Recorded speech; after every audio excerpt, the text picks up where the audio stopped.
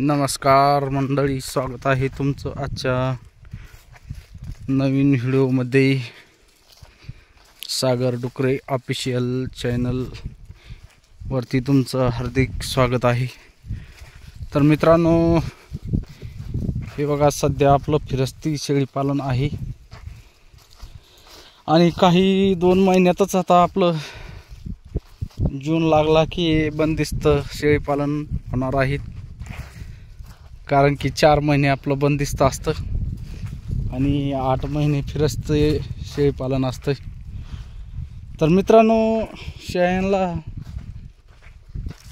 जर बंदिस्त करायचं असेल तर एकदम कोणती शेळी बंदिस्त होऊ शकत नाही. त्याच्यासाठी तुम्हाला थोडं वेगळ्या पद्धतीनं नियोजन करावं लागेल. जसं मी नियोजन केलं त्या पद्धतीनं मी तुम्हाला थोडी माहिती सांगण्याचा प्रयत्न करेल की फिरस्ती शेळी ही बंदिस्त कशी होऊ शकते. याच्यावरती आपला हा आजचा व्हिडिओ असणार आहे मित्रांनो.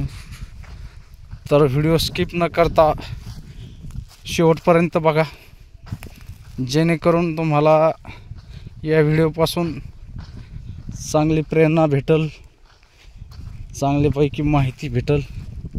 बंदिस्त शेळीपालन, अर्धबंदिस्त शेळीपालन आणि फिरस्ती शेळीपालन याच्यामधील माहिती देण्याचा मी या व्हिडिओमध्ये तुम्हाला प्रयत्न करतोय.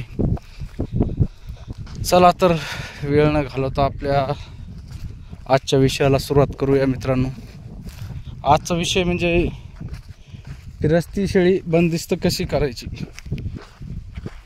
तर एवढं काही अवघड विषय नाही आहे, कारण की फिरस्ती शेळी बंदिस्त 100% होऊ शकते. फक्त एकदम नाही, थोडं वेगळ्या पद्धतीनं करावं लागतं आपल्याला. कारण तुम्ही डायरेक्ट फिरस्ती शेळी, फिरणारी शेळी आणली आणि गोठ्यावरती डायरेक्ट बांधून ठेवली तर ती बंदिस्त होऊ शकत नाही. ती विकनेसमध्ये येऊ शकते एकदम जर बांधून ठेवली तुम्ही. तर त्याच्यासाठी आपल्याला तिला जवळपास 1 महिनाभर तरी आपल्याला थोडं बांधणं, थोडं चारणं, 2 तास बांधणं, 2 तास चारणं, किंवा जर बंदिस्त करायचं जर असलं तुम्हाला डायरेक्ट, तर तुम्हाला कंपाऊंड स्पेस करावं लागणार.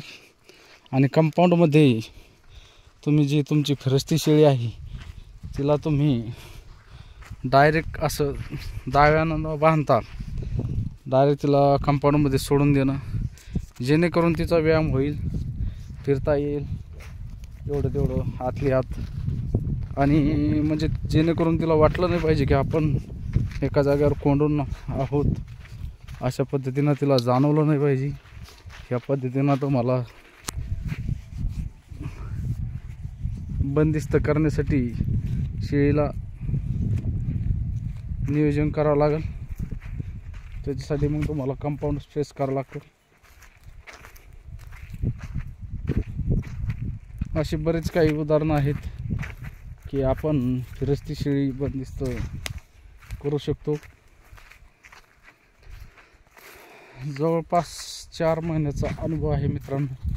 आपल्या शेळ्या ह्या 4 महिने बंदिस्त, 4 वर्षाचा अनुभव आहे आपल्याला की आपण 4 महिने बंदिस्त ठेवतोय आणि 8 महिने फिरस्ती राहतात शेळ्या आपल्या. हिवाळा उन्हाळा फिरस्ती असतात, पावसाळ्यामध्ये बंदिस्त असतात. आणि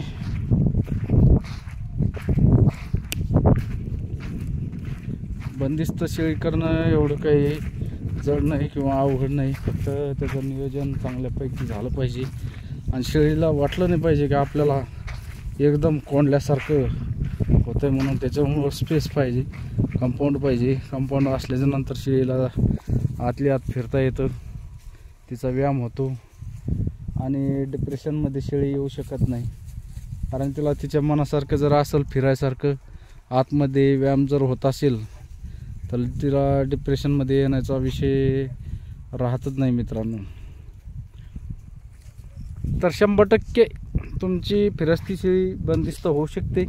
काहींचं म्हणणं आहे की फिरस्ती शेळी बंदिस्त होऊ शकत नाही, तर 100% होऊ शकते. फक्त त्याचं नियोजन जे आहे ते वेगळ्या पद्धतीनं करता आलं पाहिजे आपल्याला. आणि असं नाहीच ना, आज जे तुम्ही शेड बघतायत समजा बंदिस्त शेळी पालनाचे, ते थोडंच हे होत आहेत. पहिले थोडंच फिरस्तच अशाच शेळ्या बाजारातून आणून त्यांना बंदिस्त केलेलं आहे. आणि बंदिस्त करायसाठी दुसरा एक विषय असा आहे मित्रांनो, जर तुम्हाला बंदिस्त शेळी पालन कायमस्वरूपी ठेवायचं जर असेल, तर तुम्ही ज्या शेळ्या गोठ्यावरती आणलेल्या आता समजा माझ्या शेळ्या आहेत, ह्या 4-5 महिने बंदिस्त असतात.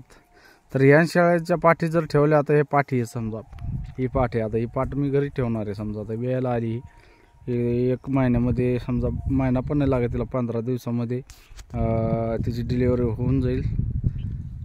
तर अशा पद्धतीनं तुम्ही अशा पाठी घरच्या घरी उत्पन्न करून समजा ज्या शेळ्या जण येतील त्यांच्या पाठी ठेवून त्याच्यामध्ये पण तुम्ही चांगल्यापैकी बंदिस्त शेळी पालन करू शकता. कारण काय होतं, त्या पाठीला जन्मल्यापासून माहिती असतं की आपला जन्मच हा कंपाऊंडमध्ये झालेला आहे. त्याच्यामुळं हे शेळ्यांना जास्त आपल्याला परेशान व्हायचं काम नाही राहत, बेजार व्हायचं काम नाही राहत.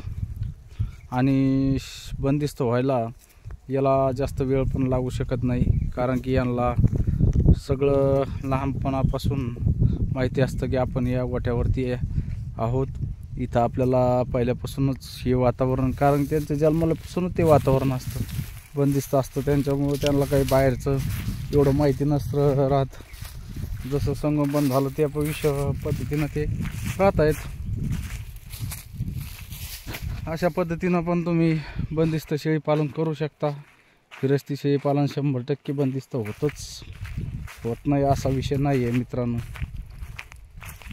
कारण की कोणतीही गोष्ट अशक्य नसतेच, आपण प्रयत्न करावा लागतात. प्रयत्न केल्याच्या नंतर ती गोष्ट शक्य होतेच आणि 100% शक्य होते.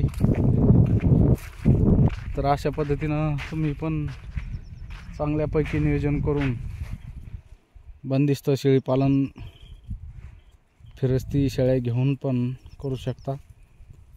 तर मित्रांनो, अशा पद्धतीनं आजचा व्हिडिओचा टॉपिक नियोजन होतं. व्हिडिओ कसा वाटला आणि माहिती कशी वाटली कमेंटमध्ये नक्की कळवा. याच्या व्यतिरिक्त परत काही माहिती तुम्हाला जर समजा माहिती लागत असेल तर कमेंट करा. कमेंट बॉक्समध्ये लिहून सांगा तुम्हाला कोणत्या विषयावरती व्हिडिओ पाहिजे, त्या विषयावरती आपण व्हिडिओ काढण्याचा प्रयत्न करू. तर व्हिडिओ आवडल्यास लाईक करा, कमेंट करा आणि नवीन असाल तर चॅनलला सबस्क्राईब करा. तर मित्रांनो, भेटूया अशाच नवीन व्हिडिओमध्ये. व्हिडिओ शेवटपर्यंत बघितल्याबद्दल खूप खूप धन्यवाद. मी तुमचा खूप आभारी आहे. जय जवान, जय किसान, जय हिंद, जय भारत.